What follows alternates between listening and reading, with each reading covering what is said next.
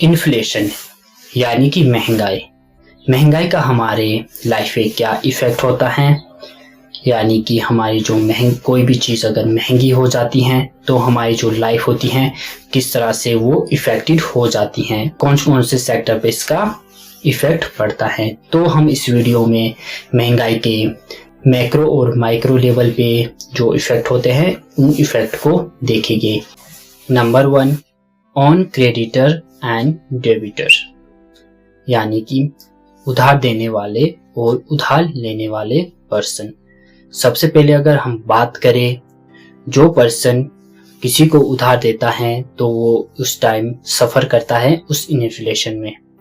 जिस पर्सन को वो मनी बोरोइंग करके मिल जाए हैं तो वो पर्सन उस टाइम बेनिफिट करता है, तो उसको उस टाइम मनी मिल पाती है। उधार लेने वाले को बेनिफिट मिलता है महंगाई से।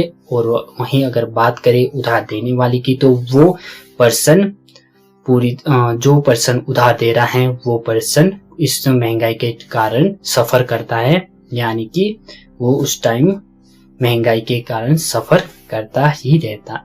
Number 2, on aggregate demand. महंगाई के कारण बहुत सारी चीज़ों की जो डिमांड होती हैं वो तो इंक्रीज होती हैं, पर उसकी सप्लाई इंक्रीज नहीं हो पाती हैं। तो उस टाइम क्या हो पाता है, तो जो प्राइजेस होते हैं वो इंक्रीज होता जाते हैं। तो एग्रीगेट डिमांड वहाँ पे हमारे पास पूरी तरह से फुलफिल नहीं हो जाती हैं। अगर आपको एग्रीगेट डिमांड पता नहीं है तो एग्रीगेट डिमांड उस टाइम इक्विलिब्रियम या पूरे सामान्य होती हैं जब सप्लाई, जो मार्केट में किसी चीज़ की सप्लाई उतनी हो जितनी की उसकी मार्केट में डिमांड की जा रही है, तो एग्रीगेट सप्लाई इसे कहते हैं। तो उस टाइम महंगाई बढ़ने के कारण जो एग्रीगेट सप्लाई होती हैं वो पूरी तरह से सामान्य नहीं रहती हैं, क्योंकि वहाँ पे जो वस्तु की किसी भी वस्तु की जो डिमांड है, गुड्स एंड सर्विस की जो डिमांड है, तो वो इंक्रीज हो जाती हैं पर उसकी सप्लाई इंक्रीज नहीं हो पाती हैं। तो इस कारण से भी हमारे पास ऑन एग्रीगेट डिमांड में भी महंगाई का इफेक्ट पड़ जाता है। Number 3, on income. महंगाई के जो इफेक्ट होता है वो हमारी इनकम पे भी इफेक्ट होता है।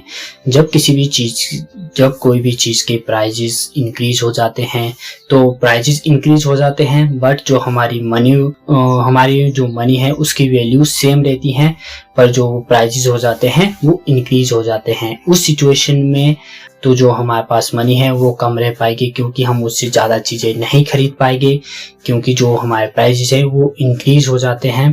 तो हमारी जो डिमांड होती है वो भी लो हो जाती है महंगाई के कारण। Number 4, unemployment.